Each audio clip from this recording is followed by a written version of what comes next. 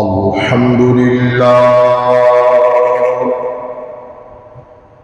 الحمد لله الذي لم يزل عالما قديرا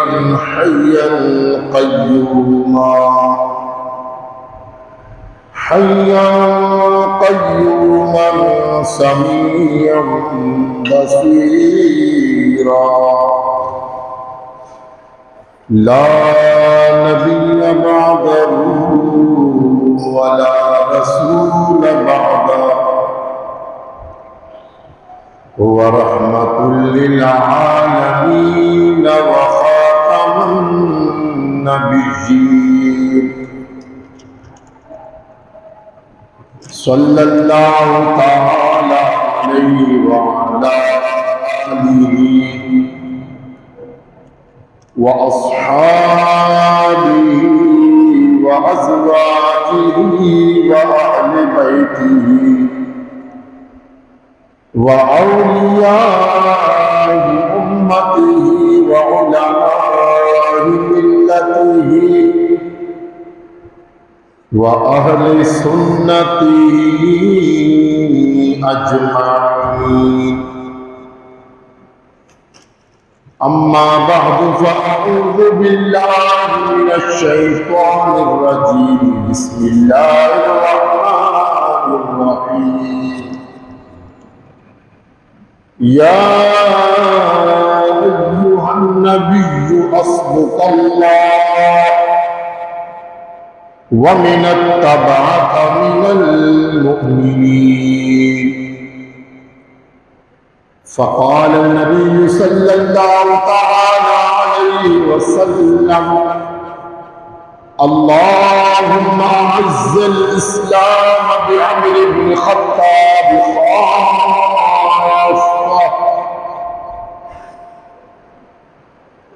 آمنت بالله وصدق الله العظيم وصدق رسوله النبي الكريم الأمين ونحن على ذلك لمن الشاهدين والشاكرين والحمد لله رب العالمين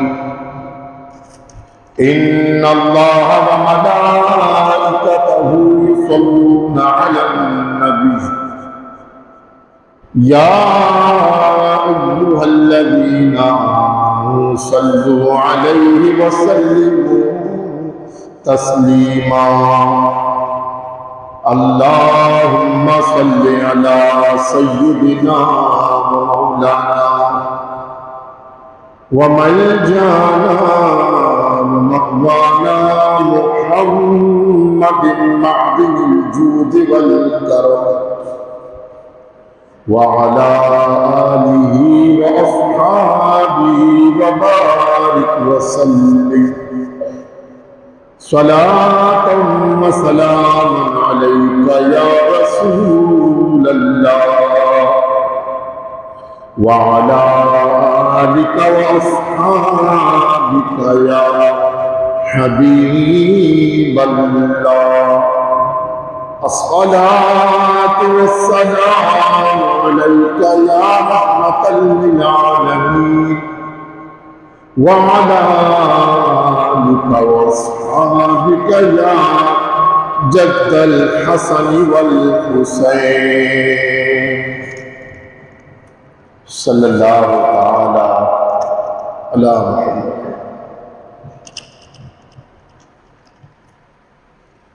حمد و صلاۃ کے بعد قرآن کریم و فرقان حمید کی ایک مشہور معروف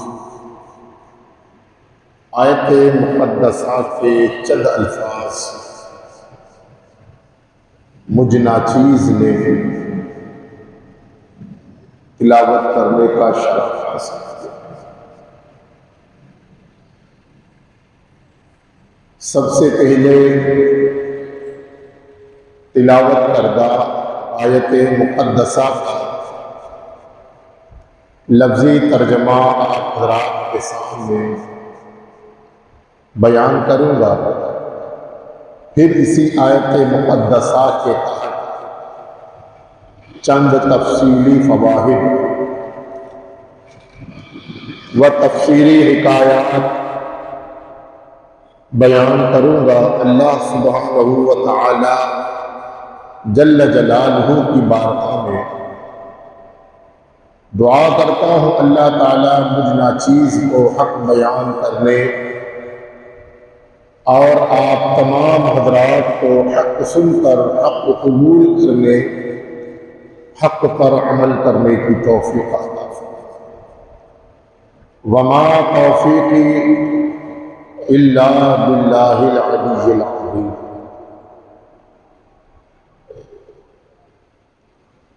آج یکم محرم الحرام 1447 سنہ ہجری اور محرم شریف کا آج پہلا جمعہ ہے۔ یکم تاریخ بھی ہے اور پہلا جمعہ مبارک بھی ہے۔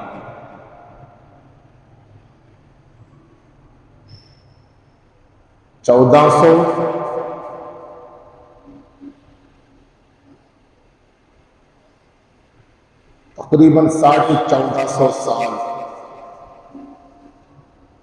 پہلے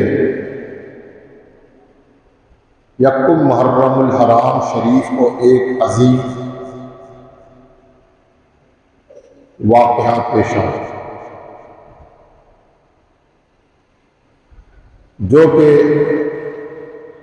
خلیفہ ثانی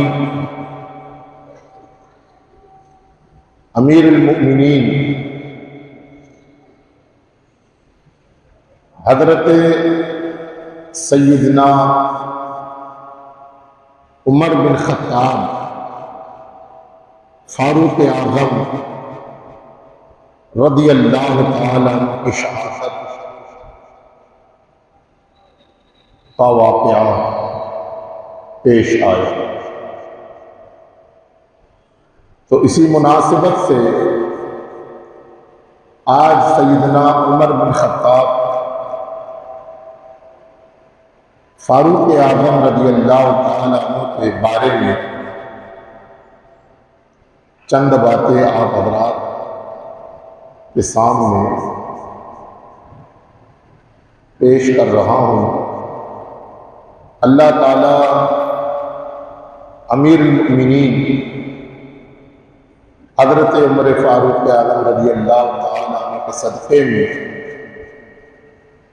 ہم سب گنہگاروں کی مغفرت کریں۔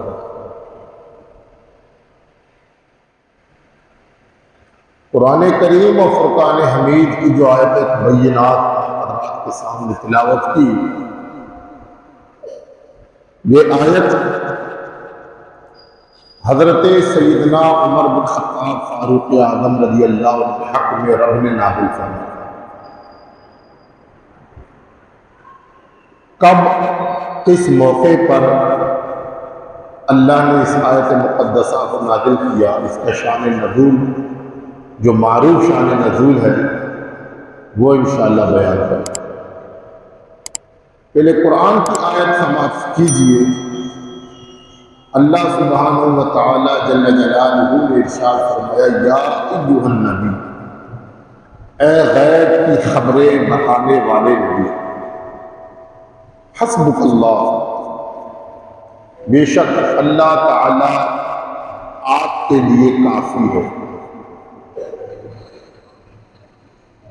وَمِنَ اتَّبَعَكَ مِنَ الْمُؤْمِنِينَ، اور وہ لوگ جو آپ پر ایمان لائے، وہ آپ کی اتباع جنہوں نے کی، پیروی کی، وہ سب محبوب آپ کے لیے کافی ہے۔ نبی کریم علیہ السلام نے جب مکہ مکرمہ میں آپ نے 40 سال کی عمر میں اعلان نبوت فرمایا کہ میں اللہ تبارک و تعالیٰ کا رسول اور نبی ہو، مگر یہ جو سرکار دو عالم علیہ السلام نے جو اعلان فرمایا، یہ صرف خفیہ طور پر خاص لوگوں پر نبی کریم علیہ السلام نے انفرادی کوشش کی، یعنی فردن کچھ لوگوں پر آپ نے اسلام کو پیش کیا، چھپے سے اعلانیہ طور پر۔ ان میں سے چند لوگ جو آپ پر ایمان لے آئے، حضرت ابوبکر صدیق، حضرت سیدنا عثمان غنی، حضرت عبد الرحمن بن عوف، حضرت علی، حضرت سیدنا سعد بن ابی وقاص رضی اللہ تعالی عنہ، حضرت عبداللہ ابن مسعود رضی اللہ تعالی عنہ۔ اسی طرح یہ چند حضرات تھے جو آپ پر ایمان لے آئے، اور ان میں سے حضرت سیدنا سمیہ، جو حضرت سیدنا عمار بن یاسر رضی اللہ عنہ کی والدہ ہے، عمار بن یاسر بھی ایمان لے آئے، اور آپ کے والد حضرت یاسر بھی آپ پر ایمان لے آئے۔ تو صرف چند حضرات تھے جو نبی پاک علیہ السلام کی دعوت پر جنہوں نے لبیک کہا، اور یہ 3 سال تک نبی کریم علیہ السلام نے خفیہ طور پر، انفرادی طور پر لوگوں پر کوشش کی، انہیں اسلام کی دعوت دی۔ یہ حضرات ایمان لے آئے۔ 3 سال گزرنے کے بعد اللہ سبحانہ و تعالیٰ نے قرآن کی ایک آیت نازل فرمائی، جس میں رب نے اپنے محبوب کو اعلانیہ طور پر اسلام کی دعوت دینے کا حکم فرمایا۔ وَأَنذِرْ عَشِيرَتَكَ الْأَقْرَبِينَ، محبوب اب اپنے قریبی جو رشتہ دار ہیں آپ کے، انہیں ڈر سنائیے گا۔ تو حضور علیہ السلام نے اب اعلانیہ طور پر سارے اہل مکہ کو، قریش مکہ کو آپ نے اسلام کی دعوت پیش کی۔ تو وہ قریش مکہ، وہ مشرکین مکہ جو کل تک نبی کریم علیہ السلام کو صادق الامین مانتے ہیں کہ آپ قول کے سچے اور وعدے کے پکے ہیں، لیکن میرے نبی نے جب اعلانیہ طور پر اللہ کی وحدانیت کا اعلان کیا اور قوم کو اپنی نبوت کی طرف، اپنی رسالت کی طرف جب متوجہ کیا، تو وہی قوم آپ کی مخالف بن گئی کہ ہم آپ کو رسول ماننے کے لیے تیار نہیں۔ اگر اللہ تبارک و تعالیٰ نے کسی کو اگر رسول نبوت دینی تھی تو ہمارے قبیلے میں فلاں آدمی بہت زیادہ مالدار ہے، جن کے پاس دولت ہے، عزت ہے، شہرت ہے، فلاں قبیلے کا سردار بھی ہے، اس کو نبوت نہیں ملی، اور معاذ اللہ محمد رسول اللہ کو نبوت ملی۔ تو انہوں نے اس طرح بھی آپ کی تکذیب کی، آپ کے نبوت کا انکار کیا۔ نبی کریم علیہ السلام مگر اپنے سلسلہ تبلیغ کو آپ نے جاری کیا، چلتے چلتے تقریباً 13 خواتین اور ان میں سے 26 مرد حضرات آپ پر ایمان لے آئے۔ ان ٹوٹل 39 مرد عورتوں کو ملا کے 39 لوگ آپ پر ایمان لے آئے، جن میں 13 خواتین عورتیں تھیں، باقی 26 جو ہے مرد حضرات۔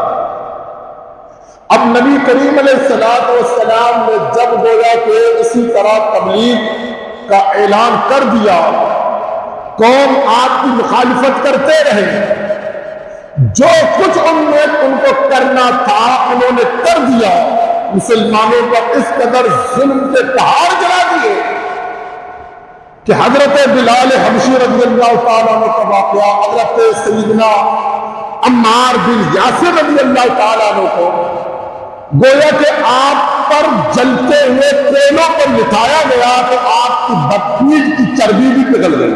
اتنا ظلم کیا ان کفار مشرکین مکہ نے مسلمانوں پر اور حضرت بلال حبشی پر، اور اسی طرح حضرت عمار بن یاسر کی والدہ حضرت سمیہ رضی اللہ تعالیٰ عنہ پر، اور آپ کے والد حضرت یاسر رضی اللہ تعالیٰ عنہ پر اس قدر ان کفار مشرکین مکہ نے ظلم کے پہاڑ گرا دیے. اللہ اکبر کبیرہ. مگر یہ صبر و استقلال کے پہاڑ بھی اپنے ایمان اور اپنے یقین اور اپنے گویا کے عمل کے مرکز سے وہ اسی پر قائم ہے.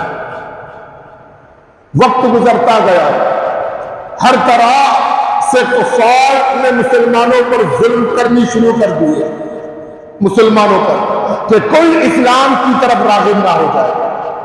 تو اسی طرح چلتے چلتے ایک وقت ایسا آیا کہ جب کافروں نے دیکھا کہ تحریک اسلام دن بدن بڑھتا جا رہا، ہمارے خلاف ظلم کرنے کے باوجود بھی اسلام ترقی کے راہ پر گامزن ہوتا جا رہا ہے اور لوگ اسلام میں داخل ہوتے جا رہے ہیں.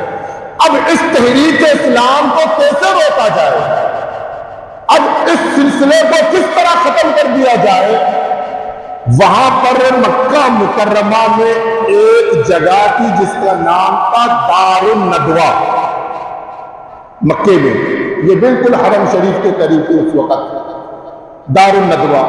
یہاں پر مشرکین مکہ بیٹھ کر آپس میں مشورہ کرتے تھے، باتیں کرتے تھے، مشورہ کرتے تھے اب ہمیں کیا کرنا چاہیے. سلسلہ انہوں نے سارے مشرکین مکہ کو جمع کیا. کسی نے کہا کہ ان پر کھانا پینا ان کے لیے بند کر دو، کسی نے کہا شہر بدر کر دو، کسی نے کچھ مشورہ دیا، کسی نے کچھ مشورہ دیا. تو ایک نے کہا نہیں، اگر اس سلسلے کو ختم کرنا ہے تو اس سلسلے کو ختم کرنے کا جو واحد حل ہے کہ محمد الرسول اللہ کو شہید کر دیا جائے. استغفر اللہ، حضور کو قتل کر دیا جائے. تو اب جناب جب ان کافروں نے یہ کہا اور سب نے اس مشورے پر عمل کرنا شروع کر دیا، واقعی اگر کرنا ہے تو یہ کام کرو کہ معاذ اللہ سرکار دو عالم علیہ السلام کو شہید کرو. تو پھر اب وہ کافر آپس میں سوچنے لگے کہ اب یہ کام تو کرے گا تو، کیونکہ یہ کوئی معمولی کام تو ہے نہیں. اگر گویا کہ کسی ایک فرد واحد نے محمد رسول اللہ کو قتل کیا تو پھر بنی ہاشم سے جان چھڑانا مشکل ہے. تو اسی طرح تو سب کا نظر انتخاب حضرت سیدنا عمر بن خطاب فاروق اعظم رضی اللہ تعالیٰ عنہ. تو حضرت فاروق اعظم کھڑے ہو گئے کہ یہ کام میں کروں گا، یہ کام میں کروں گا. تو سب نے کہا ہاں یہ کام اگر کرنا ہے تو عمر سے کروا، عمر ہی کر سکتا ہے یہ کام. حضرت عمر بن خطاب فاروق اعظم رضی اللہ تعالی عنہ جب آپ نے گویا کہ ارادہ کیا کہ یہ کام سرکار دو عالم علیہ السلام کے چراغ کو میں جا کے گل کر دوں گا، ہاتھ میں ننگی تلوار لے کر گھوڑے پر بیٹھ گئے. اب نبی کریم علیہ السلام کوہ صفا، جسے ہم صفا مروہ کہتے ہیں نا، وہ پہاڑ ہے، کوہ صفا کے بالکل قریب اس وقت ایک صحابی حضرت سیدنا زید بن ارقم رضی اللہ تعالیٰ عنہ کا گھر کا ہوا. نبی پاک علیہ السلام اپنے چند اصحاب کے ساتھ وہاں موجود تھے، چند اصحاب کے ساتھ حضرت زید بن ارقم کے گھر میں وہاں موجود تھے.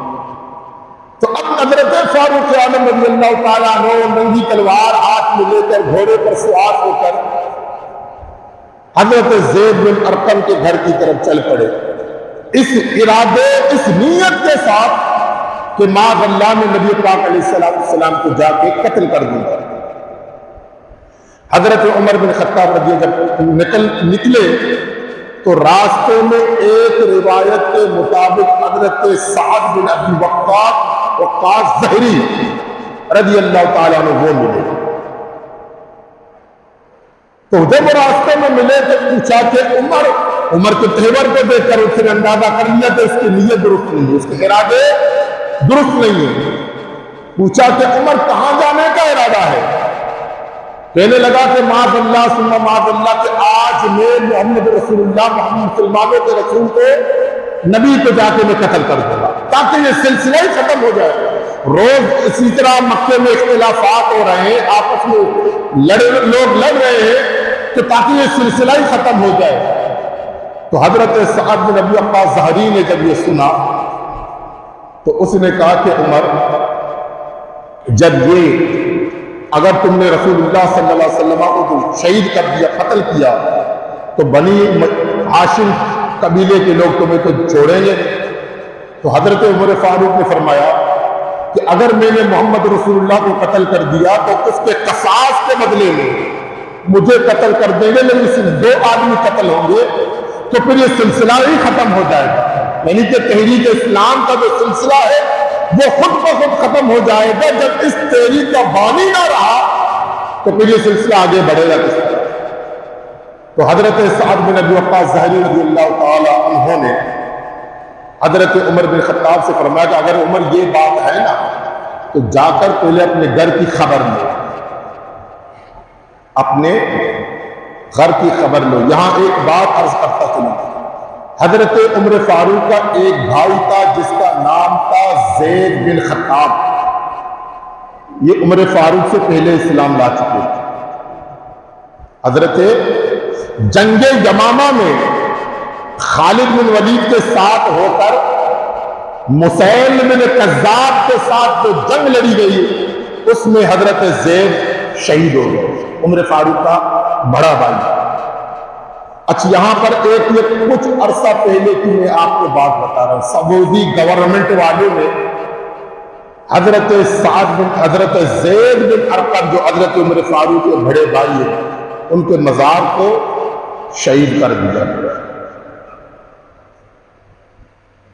تو حضرت سیدنا عمر بن خطاب رضی اللہ تعالی عنہ نے جب یہ سنا کہ حضرت سعد بن ابی وقاص ظاہری مجھ سے کہہ رہے ہیں کہ پہلے گھر کی خبر لو، تو آپ نے پوچھا کیا بات ہے؟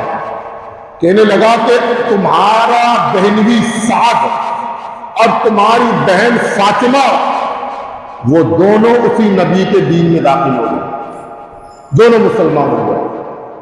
تو حضرت عمر بن خطاب فاروق اعظم رضی اللہ تعالی عنہ نے جب یہ سنا تو آپ فوراً بہن کی گھر کی طرف آپ پلٹے۔ جب بہن کے گھر کے دروازے کے پاس پہنچے تو آپ نے اندر سے قرآن کی تلاوت کی آواز سنی۔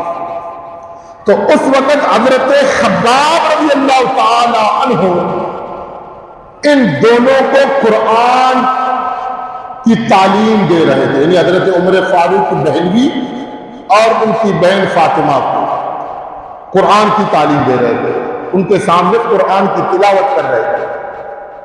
تو حضرت فاروق اعظم نے باہر ہی سے قرآن کی آواز جب سنی تو آپ جلال میں آ کر آپ نے پھر دروازے پہ دستک دی۔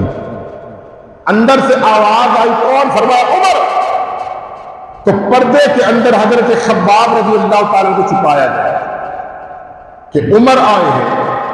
اب جیسے ہی بہن نے دروازہ کھولی تو اس کے بعد عمر فاروق اندر داخل ہو گئے۔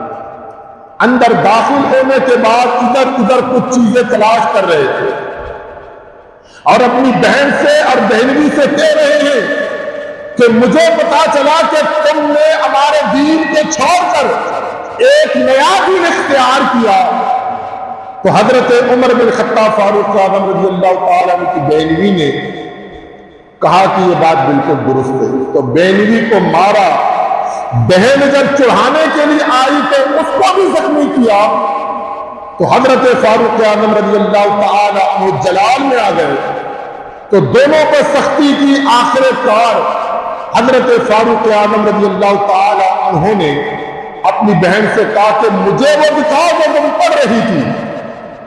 تو اس آپ کی بہن نے کہا کہ عمر تم مشرک ہو، اور مشرک ہونے کی وجہ سے تم اس پاک کلام کو ہاتھ نہیں لگا سکتے۔ یہاں ایک اور بات آپ کے علم کے لیے عرض کرتا چلوں، اس زمانے میں، کیونکہ اب تحریک اسلام کو تقریباً 6-7 سال کا عرصہ گزر چکا ہے، 6-7 سال کا عرصہ گزر چکا ہے، تو ابھی تک یاد رکھیے یہ جو قرآن آج ہمارے مساجدوں میں جو محفوظ ہے، تو اس وقت اس طرح یہ جلدی صورت میں نہیں ہے۔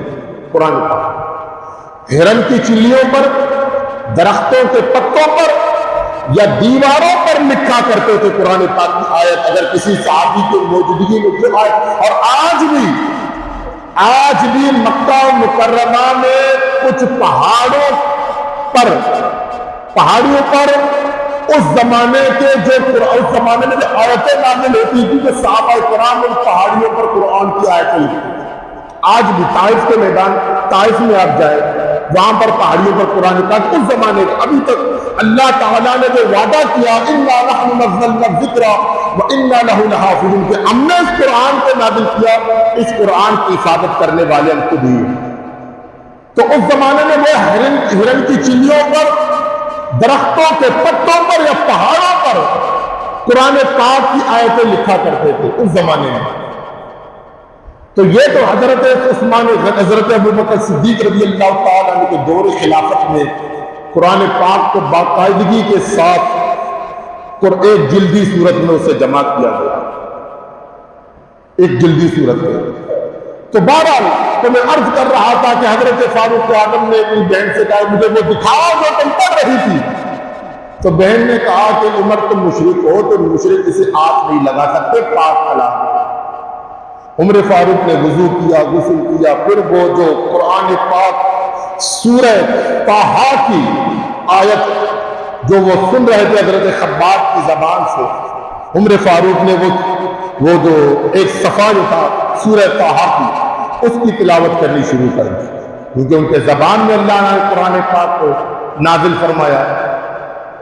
حضرت فاروق اعظم رضی اللہ تعالیٰ عنہ جیسے تو سورہ طٰہٰ کی تلاوت کرنے لگے، تلاوت کرتے کرتے آپ کی دل کی کیفیت بدل گئی، آنکھوں سے آنسو جاری ہو گئے، اور اپنی ہمشیرہ اور اپنے داماد کو دیکھ کر، بہنوئی کو دیکھ کر آپ رونے لگے۔ حضرت عمر بن خطاب فاروق اعظم رضی اللہ تعالیٰ عنہ کے جب آنسوؤں کو، بہتے ہوئے آنسوؤں کو جب بہنوئی اور بہن نے دیکھا تو اللہ تعالیٰ کا شکر ادا کرنے لگے۔ تو حضرت عمر بن خطاب فاروق اعظم نے فرمایا یہ کوئی عام انسان کا کلام نہیں ہے، یہ کوئی عام انسان کا کلام نہیں ہے۔ تو اس کے بعد حضرت عمر فاروق اعظم رضی اللہ تعالیٰ عنہ نے فرمایا کہ مجھے بھی اس نبی کے پاس لے جاؤ، میں بھی غلامی اختیار کرتا ہوں، میں بھی اسلام لاتا ہوں۔ جب حضرت عمر فاروق اعظم رضی اللہ تعالیٰ عنہ نے یہ کہا تو پہلے سے جب حضرت خباب رضی اللہ تعالیٰ عنہ پردے میں چھپایا گیا، آپ بات تشریف لائیں۔ حضرت خباب رضی اللہ تعالیٰ عنہ نے فرمایا کہ عمر تمہیں مبارک ہو، عمر تمہیں مبارک ہو، نبی کریم علیہ السلام نے کل کے دن یعنی کہ بدھ والے دن، جمعرات کو آپ ایمان لے آئے، کل کے دن نبی کریم علیہ السلام نے آپ کے حق میں دعا کی، اللہم اعز الاسلام بعمر بن خطاب خاصہ، یا اللہ حضرت عمر بن خطاب کے ذریعے سے تو اسلام کو عزت عطا فرما۔ نبی پاک علیہ السلام نے بدھ کے دن یہ دعا کی۔ اور یہاں ایک بات عرض کرتا تھا، حضرت سیدنا عمر فاروق رضی اللہ تعالیٰ عنہ جمعرات کو آپ نے ایمان قبول کیا، اس سے 2 دن پہلے حضرت امیر حمزہ بھی اسلام لے آئے، اور یہ اسلام کے دونوں شہر تھے، حضرت حمزہ رضی اللہ تعالیٰ عنہ جو نبی پاک علیہ السلام کے چچا ہیں، اور پھر 2 دن بعد حضرت عمر بن خطاب فاروق اعظم اسلام لے آئے۔ حضرت فاروق اعظم رضی اللہ تعالیٰ عنہ نے جب یہ کہا کہ مجھے اللہ کے رسول کی بارگاہ میں لے چلو، تو جب آپ نبی کریم علیہ السلام کی طرف دار الارقم کی طرف آپ جا رہے تھے، تلوار اسی طرح ہاتھ میں ننگی تلوار ہے، جب آپ دار الارقم کے قریب پہنچے تو کسی نے حضرت امیر حمزہ رضی اللہ تعالیٰ عنہ کو جا کر کہا کہ حمزہ عمر آ رہے ہیں، اور اس کے تہور بھی درست نہیں ہے، ارادے بھی درست نہیں ہے، ہاتھ میں نہیں بھی تلوار ہے۔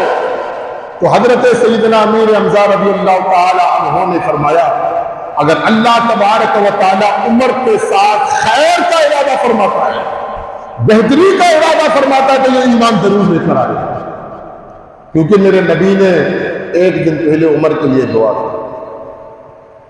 اگر اللہ اس کے ساتھ عمر کے ساتھ بھلائی کا ارادہ فرماتا ہے تو یہ اسلام قبول کرتا ہے، ورنہ اسی عمر کے تلوار سے عمر کے سر کو تن سے جدا کر دوں گا، اسے قتل کر دوں گا۔ حضرت امیر حمزہ رضی اللہ تعالیٰ نبی کریم علیہ السلام دار الارقم میں موجود، اللہ تعالیٰ نے سارے حالات آپ پر منکشف فرما دیے، یعنی ظاہر کر دیے کہ عمر آ رہے ہیں۔ نبی پاک علیہ السلام جب عمر فاروق حضرت زید بن ارقم کے گھر کے دروازے پر پہنچے تو میرے آقا علیہ السلام اٹھ کر فرمایا عمر کس ارادے سے آئے؟ جب حضرت نبی پاک علیہ السلام نے فرمایا یا رسول اللہ اپنا غلام بنا دو، اسلام قبول کرنے کے لیے آئے، تو آپ نے پڑھا اشہد اللہ الہ الا اللہ و اشہد انک محمد رسول اللہ صلی اللہ علیہ وسلم۔ آپ نے کلمہ شریف پڑھ کر دار اسلام میں داخل ہوا۔ حضرت فاروق اعظم رضی اللہ تعالی عنہ جس وقت آپ اسلام میں داخل ہو گئے، حضور کی غلامی کا پٹا اپنے گلے میں ڈال دیا، تو اسی وقت گویا کہ صحابہ کرام نے نعرہ تکبیر بلند کیا۔ جب صحابہ نے نعرہ تکبیر بلند کیا تو مکے کے دیواروں سے اس نعرے کی جواب آواز آئی۔ فرشتوں نے نبی کریم علیہ السلام کی خدمت میں حاضر ہو کر، جبریل حاضر ہو کر نبی پاک علیہ السلام کی بارگاہ میں یا رسول اللہ آپ کو مبارک ہو، عمر کے اسلام لانے سے صرف زمین والے نہیں بلکہ عرش کے فرشتے بھی خوشیاں منا رہے ہیں۔ یہاں ایک بات عرض کرتا چلو، نواسخ التاریخ یہ اہل تشیع کی 10 جلدوں میں کتاب ہے، بڑی بڑی فارسی میں، ایشیا حضرات کی کتاب ہے، اس میں تاریخ کی باتیں، تاریخی باتیں ہیں، اور ان کے 4 جلدوں میں پہلا جلد حضرت ابوبکر کی پوری سیرت میں لکھی گئی، دوسرا حضرت عمر بن خطاب، تیسرا حضرت عثمان غنی، چوتھا جلد حضرت علی المرتضیٰ، پھر اسی طرح حضرت اہل بیت اطہار، یعنی ایک جلد اتنی موٹی موٹی جلد ہے۔ نواسخ التاریخ اس کتاب کا نام ہے، شیعہ حضرات کی ہے، 10 جلدوں میں اتنی بڑی ہے۔ اس کتاب کے اندر یہ روایت موجود ہے کہ جب حضرت عمر بن خطاب فاروق اعظم رضی اللہ تعالی عنہ نے جب اسلام قبول کیا، اسلام لے آئے، اسلام لانے کے بعد فوراً ابو جہل کے گھر گئے۔ حالانکہ ابو جہل جو یہ تھا اس کا نام تھا حکام بن حشام، اس کا اصل جو نام تھا ابو جہل تھا۔ اب میرے نبی پاک علیہ السلام نے اسے ابو جہل فرمایا تو ابو جہل ہی مشہور، اصل نام تو بعض کم لوگوں کو معلوم ہے۔ تو یہ ابو جہل حضرت عمر بن خطاب فاروق اعظم کا سگا ماموں تھا، یعنی عمر فاروق کی جو والدہ جو تھی وہ ابو جہل کی بہن تھی۔ تو عمر فاروق اعظم رضی اللہ تعالیٰ سیدھے ابو جہل کے گھر گئے، اسی طرح تلوار ہاتھ میں۔ اب یہاں ایک اور بات عرض کرتا چلوں، اس زمانے میں جو یہ رواج تھا نا کہ اگر کوئی شخص جنگ کے لیے نکلتا یا کسی کو قتل کرنے کے لیے نکلتا تو اس وقت وہ تلوار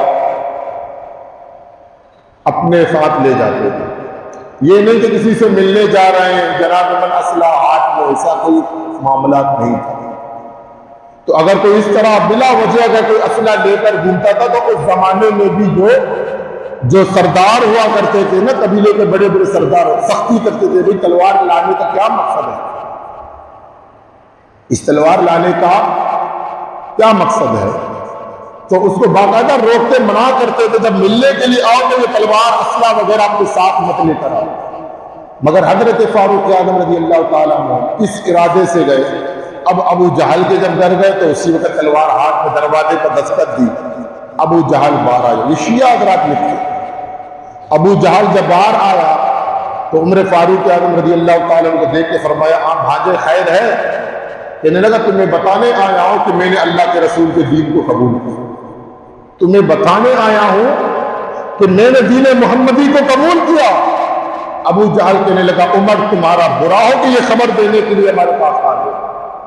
تو فرمایا کہ ابو جہل سن، تمہیں یہ بتانے آیا ہوں، اگر آج کے بعد تو نے رسول اللہ علیہ السلام یا سرکار دو عالم علیہ السلام کے صحابہ یا اگر دین کی مخالفت کی تو میرے ہاتھ سے زندہ نہیں بچ پاؤ گا۔ دشمن نہیں بلکہ دشمنوں کے سردار کے گھر میں تنہا جا کر فاروق اعظم رضی اللہ تعالی عنہ ابو جہل کو دھمکی دے کر اس کے بعد ولید بن عتبہ جو حضرت خالد بن ولید کے والد ہیں، جن کے بارے میں اللہ تعالیٰ نے قرآن کی 10 آیتیں نازل فرمائی، ان کی مذمت میں رب نے 10 آیتیں نازل فرمائی، کس کے؟ ولید بن عتبہ کے حق میں، کہ یہ اس کو حرامی بھی قرآن نے کہا، ولید بن عتبہ کو۔ یہ بھی بڑا بدبخت آدمی تھا، نبی پاک علیہ السلام کا 1 نمبر کا یہ گستاخ تھا ولید بن عتبہ، لیکن ان کا جو بیٹا تو حضرت خالد بن ولید رضی اللہ تعالیٰ عنہ، اور ان کے ایک بیٹے کا نام بھی تھا ولید، جو حضرت خالد بن ولید کے بڑے بھائی ہیں، وہ بھی اسلام لے آ چکے، حضرت خالد بن ولید سے بھی پہلے۔ تو بہرحال ولید بن عتبہ کے گھر گئے تو کہنے لگا کہ ولید تمہیں بتانے آیا ہوں کہ میں نے دین محمدی کو قبول کیا۔ حالانکہ مکے میں جتنے بھی اصحاب نے اسلام قبول کیا ان میں سے صرف حضرت عبداللہ بن مسعود رضی اللہ تعالی عنہ واحد صحابی ہے کہ جو گویا کہ بازار مکہ میں حضرت ابن مسعود رضی اللہ تعالی عنہ نے سارے قریش مکہ کے سامنے بازار مکہ کے بیچ میں چوراہے پر آپ نے سورہ رحمان کی تلاوت کی، بہت آپ کو اذیتیں دی گئی، ابو جہل نے آپ کو مارا، عتبہ نے مارا، شیبہ نے مارا، بڑی اذیت دی۔ تو پھر جب آپ بے ہوش ہو کر آپ کو گھر لایا گیا تو پھر جب ہوش آیا فرمایا کہ کل پھر جا کے میں دوبارہ مکے میں جا کے قرآن کی تلاوت کروں۔ یہ حضرت عبداللہ بن مسعود رضی اللہ تعالیٰ عنہ جو ہمارے اور آپ کے امام ابو حنیفہ رحمۃ اللہ علیہ جن کی پیروی کرتے ہیں، تو ہم اسی کے یعنی عبداللہ بن مسعود رضی اللہ تعالیٰ عنہ کے مسائل کے مطابق امام اعظم ابو حنیفہ رحمۃ اللہ علیہ کی تقلید کرتے ہیں، اور یہ سرکار کے بڑے چہیتے صحابی تھے، مگر وہ بکریاں چڑھاتے تھے، بہت غریب تھے، کسی کے غلام نہیں تھے، کسی کے غلام ہو نہیں تھے حضرت عبداللہ بن مسعود۔ تو بار کے حضرت عمر فاروق رضی اللہ تعالی عنہ اس کے بعد نبی پاک علیہ السلام کی خدمت میں گئے، یا رسول اللہ صلی اللہ علیہ وسلم کیا ہم حق پر نہیں ہیں؟ کیا اسلام حق پر نہیں ہے؟ میرے نبی نے فرمایا بے شک ہم حق پر ہے اور اسلام دین حق ہے۔ فرمایا تو یہ چپ کر ہم نمازیں کیوں پڑھیں؟ ہم چپ کر اللہ کی عبادت کیوں کریں؟ یہ کافر، یہ مشرکین مکہ لات و عزا ان کے بتوں کے نام ہیں، یہ کھل کر اعلانیہ طور پر ان کی پوجا پاٹ کرے، اپنے باطل خداؤں کی عبادت کرے، معبود پتھروں کے مورتیوں کی عبادت کرے، جبکہ وہ باطل ہے اور ہم حق پر ہے، ہم چپ کر عبادت کریں۔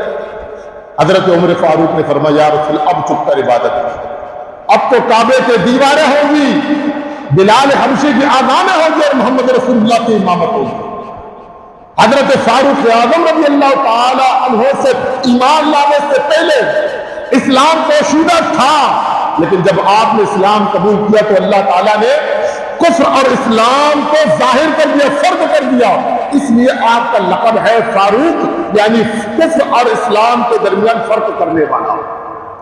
تو اب 2 صفیں بنائی گئی، ایک صف کے آگے حضرت امیر حمزہ اور دوسرے صف کے آگے حضرت سیدنا عمر فاروق اعظم رضی اللہ عنہ، نبی پاک علیہ السلام ان دونوں کے بیچ۔ اب حضرت زید بن ارقم کے گھر سے نکلے، یہ مسلمانوں کی مٹھی بھر جماعت، جب آپ زید بن ارقم کے گھر سے ان صحابہ کرام کے ساتھ جن کی تعداد صرف 40، ان میں سے 13 تقریباً جو ہے خواتین ہیں اور 27 صرف مرد حضرات ہو. تو اب جناب یہ 40 مسلمان نبی پاک صلی اللہ علیہ وسلم کی معیت میں زید بن ارقم کے گھر سے نکلے. اب کعبہ اللہ شریف کی طرف انہوں نے رخ کیا، کعبے کی طرف. اب جب یہ حرم پاک کے بالکل قریب پہنچے، مشرکین مکہ پہلے سے موجود تھے مگر کسی کی جرت نہیں کہ گویا کہ اس مٹی پر جماعت کو روک سکے. تو جب ابو جہل نے یہ دیکھا اور اسی طرح ولید بن عتبہ نے بھی دیکھا، بڑے بڑے مشرکین مکہ نے دیکھا، کہنے لگے کہ اب مسلمانوں نے وہ سارے بدلے ہم سے لے لیے جو ہم ان پر ظلم کرتے تھے، یعنی کسی کی جرت نہیں. عمر فاروق اعظم رضی اللہ تعالی عنہ نے آپ نے اعلان کر دیا کہ کون ہے جو اپنے بچوں کو یتیم، اپنے عورتوں کو بیوہ کرنے کے لیے جو جس کو جرت ہے ہمت ہے تو عمر سے مقابلہ کرے. تو آپ نے یہ اعلان جب کیا، ان کو گویا کہ للکارا، تو کسی کی جرت نہیں کہ عمر فاروق کے دعوت کے ساتھ پھر مسلمان کعبۃ اللہ شریف میں داخل ہو گئے، طواف کرتے اللہ کی عبادت کرتے. تو جب انہوں نے اللہ تعالیٰ کی عبادت کی، اللہ رب العزت نے جبریل کو بھیجا، فرمایا جاؤ محبوب کو سلام دے دو اور قرآن کی آیت جا کر حضور کی بارگاہ میں پیش کرو، یا ایھا النبی، اے غیب کی خبریں بتانے والے نبی، حسبک اللہ، اللہ تعالیٰ آپ کے لیے کافی ہے، ومن اتبعک من المؤمنین، اور وہ مسلمان کافی ہے جو آپ کی پیروی کرتے ہیں. تو اللہ کریم نے حضرت عمر بن خطاب فاروق اعظم کے حق میں یہ قرآن کی آیت نازل فرمائی. حضرت سیدنا عبداللہ ابن مسعود رضی اللہ فرماتے ہیں کہ عمر فاروق کا ایمان لانا اسلام کے لیے عزت ہے، آپ کی ہجرت کرنا ہمارے لیے رحمت ہے.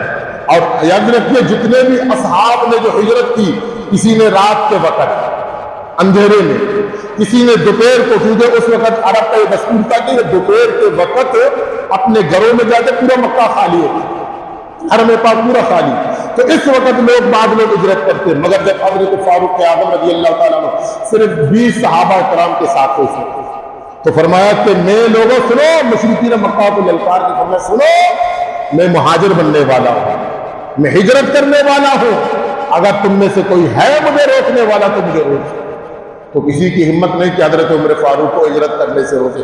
اس زمانے میں جو لوگ جو ہے نا جو ہجرت کرتے تھے، مشرکین مکہ انہیں زبردستی انہیں روکتے، انہیں قید کرتے تھے، جس طرح حضرت ابو جندل رضی اللہ تعالیٰ عنہ کو قید کرتے تھے.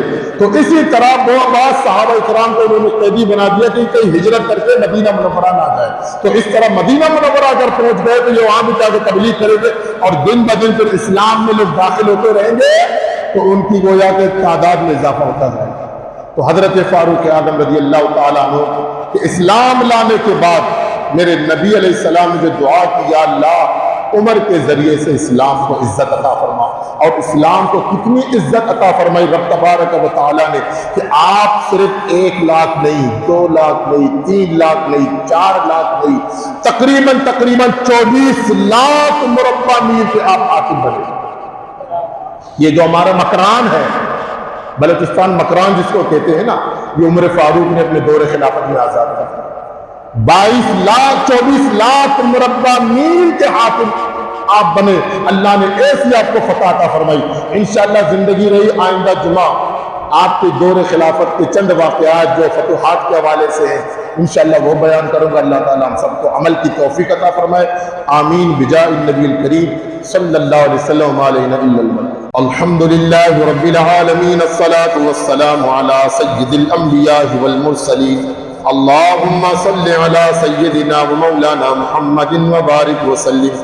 اللہم اعنا علی ذکرک و شکرک و حسن عبادتک. یا اللہ پاک ہم سب کی نماز جمعہ کو پڑھنا ادا کرنا اپنی بارگاہ میں سے قبول فرما. یا اللہ پاک نماز جمعہ کے دوران ہم سے جتنی بھی غلطیاں کوتاہیاں بے ادبیاں ہوئی سب اپنی رحمت کے صدقے سے معاف فرما. یا اللہ پاک ہم تمام امت مسلمان کو پنجگانہ با جماعت تکبیر اللہ کے ساتھ پہلی صف میں خشوع اور خضوع کے ساتھ اخلاص کے ساتھ نماز پڑھنے کی توفیق عطا فرما۔ یا اللہ ہم سب کے بچوں کو، ہمارے گھر والوں کو، ہم سب کے بہن بھائیوں کو، ہم سب کے رشتہ داروں کو، پڑوسیوں کو، ہمسایوں کو، والدین کو نماز پڑھنے کی توفیق عطا فرما۔ یا اللہ ہمیں سجدوں کی لذت عطا فرما، عبادت کرنے کا ذوق عطا فرما۔ یا اللہ ہمیں مسجدوں کو آباد کرنے والا بنا۔ یا اللہ ہماری مسجدوں کو آباد فرما، ہماری مساجدوں کی حفاظت فرما۔ یا اللہ پاک ہم تمام مسلمانوں کی جان و مال، ایمان، عزت و آبرو، تن من دھن دولت سب کی حفاظت فرما۔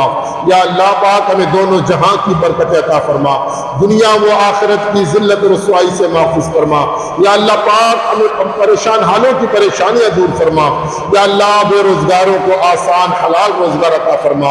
یا اللہ پاک جن مسلمانوں کو روزگار ہو، کاروبار ہو، ان کے جائز روزگار اور کاروبار میں برکت عطا فرما۔ یا اللہ مقروضوں کو قرضوں سے خلاصی عطا فرما۔ یا اللہ پاک جو مسلمان بیجا مقدمہ بازیوں میں گرفتار ہے مالک ان سب کو رہائی عطا فرما۔ یا اللہ بیماروں کو شفاء کاملہ عاجلہ عطا فرما۔ تمام مسلمان مریضوں کی جسمانی، روحانی، ظاہری، باطنی بیماریاں دور فرما۔ محمد حمزہ کے لیے اور ان کی نانی کے لیے دعا کیجیے، اللہ کریم انہیں صحت و تندرستی عطا فرمائے۔ بابا غلام جان کے لیے دعا کیجیے، حاجی محمد شاہ جان کے لیے بھی دعا کیجیے، میرے بڑے بھائی کے لیے دعا کیجیے، اللہ کریم نے سب کو صحت و تندرستی عطا فرمائے۔ یا رب پاک جتنے بھی مسلمان گھروں میں بیمار ہے یا اسپتالوں میں زیر علاج ہے مالک سب کو شفا عطا فرما، ہر قسم کی بیماریوں سے، ناگہانی آفتوں اور بلاؤں سے مالک ہم سب کی حفاظت فرما۔ یا اللہ جتنے بھی ہمارے مسلمان جو اب تک حالت ایمان کے ساتھ دنیا فانی سے وفات پا چکے ہیں مولا ان تمام مسلمان مرحومین کی مغفرت فرما۔ میری مرحومہ ہمشیرہ کے لیے بھی دعا کیجیے، اللہ کریم ان کی بھی مغفرت فرمائے۔ دعا کیجیے اللہ کریم کی بارگاہ میں مرحوم حاجی علی اکبر کی مرحومہ زوجہ کی مغفرت کے لیے اللہ کریم مرحومہ کی مغفرت فرمائے۔ مرحوم محمد یعقوب کے لیے، مرحوم آدم جعفر کے لیے، مرحوم حاجی محمد عثمان کے لیے بھی دعا کیجیے، اللہ کریم ان تمام مرحومین کی مغفرت فرمائے، اللہ ان کی قبروں کو روشن فرمائے۔ یا اللہ ہم پاک ہمیں بھی مرنے سے پہلے مرنے کی تیاری کرنے کی توفیق عطا فرما، ہم سب کا خاتمہ ایمان پر فرما۔ یا اللہ پاک ہمیں گناہوں سے نفرت دے دے، نیکیوں سے محبت عطا فرما۔ یا رب پاک فلسطینی مظلوم مسلمانوں کی مدد فرما۔ یا اللہ جہاں کہیں بھی مسلمان کفار کے ساتھ برسر پیکار ہے مسلمانوں کو غلبہ عطا فرما۔ یا رب پاک کافروں کو مغلوب کر دے، اسلام کا بول بالا فرما، دشمنان اسلام کو نیست و نابود فرما۔ یا رب پاک ہمارے وطن عزیز ملک پاکستان کو بھی استحکام نصیب فرما، شہر کراچی کو امن کا گہوارہ بنا دے۔ یا اللہ پاک تیری بارگاہ میں دعا کرتے ہمارے امید علی بھائی کی طبیعت ناساز ہے، دعا کیجیے اللہ کریم امید علی بھائی کو بھی صحت و تندرستی عطا فرمائے، اللہ پاک ان کی تمام جسمانی، روحانی، ظاہری، باطنی بیماریاں دور فرمائے۔ ان اللہ وملائکتہ یصلون علی النبی یا ایھا الذین آمنوا صلوا علیہ وسلموا تسلیما۔ اللهم صل علی سیدنا و مولانا محمد وعلی آل سیدنا ومولانا محمد وبارک وسلم صلوا علیہ۔ سبحان ربک رب العزة عما یصفون وسلام علی المرسلین والحمد للہ رب العالمین۔